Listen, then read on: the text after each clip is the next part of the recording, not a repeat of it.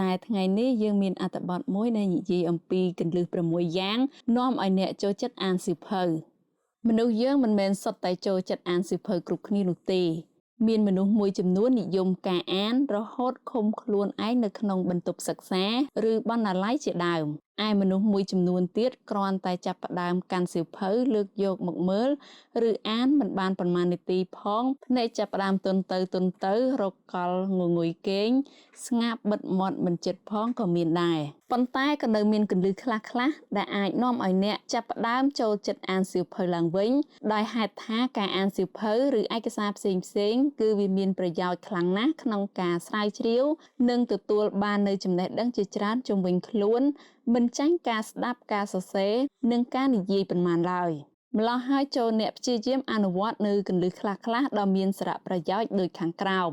1. អានតាមចំណង់ចំណូលចិត្តត្រូវចាប់ផ្ដើមអានទៅតាមផ្នែកនៃសៀវភៅអ្វីដែលអ្នកចូលចិត្តនិងចង់អានអ្នកខ្លះចូលចិត្តផ្នែកវិទ្យាសាស្ត្រប្រវត្តិវិទ្យាទស្សនវិទ្យានយោបាយឬកម្សាន្តជាការល្អប្រសិនបើអ្នកមិនទម្លាប់អានពីមុនមកគួរចាប់ផ្ដើមអានជាមួយនឹងសៀវភៅប្រឡោមលោកវានឹងធ្វើឲ្យអ្នកជក់នឹងការអានជាក់ជាពុំខាន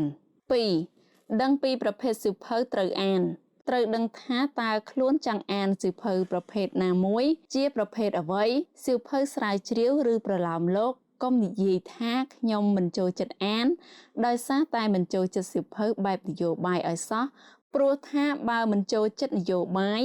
អ្នកអាចអានសៀវភៅបែបប្រឡោមលោកបាន 3. ចង់ដឹងចង់យល់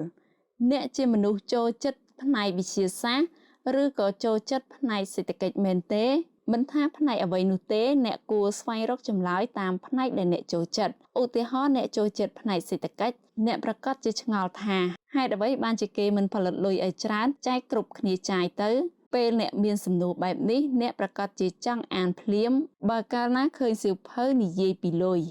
4. ស្វែងរកកំហុសឆ្គងពេលអ្នកអានត្រូវតាមរកកំហុសរបស់សៀវភៅវានឹងធ្វើឲ្យអ្នកខំអានជាមិនខានឧបមាថាអ្នកចង់រកកំហុសផ្នែកអក្ខរាវិរុទ្ធនោះអ្នកប្រកាសជាព្យាយាមអានដើម្បីរកកំហុសនោះឲ្យឃើញមិនខាន 5. រកកន្លែងអានឲ្យបានត្រឹមត្រូវ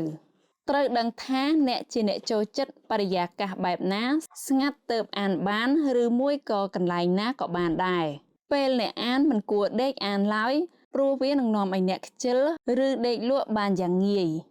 6. ស្ដាប់តន្ត្រីផងអានសៀវភៅផងបើអ្នកនិយមតន្ត្រីពេលអានសៀវភៅអ្នកគួរស្ដាប់បទណាដែលពេញចិត្តហើយជាប្រភេទបទបែបរ៉ូមែនទិកព្រោះវាធ្វើឲ្យអ្នកមានអារម្មណ៍សប្បាយរីករាយខណៈអ្នកកំពុងអាននិងកាត់បន្ថយភាពតានតឹងឬ stress ថែមទៀតផងសូមអរគុណចំពោះការតាមដានស្ដាប់នៅ Channel YouTube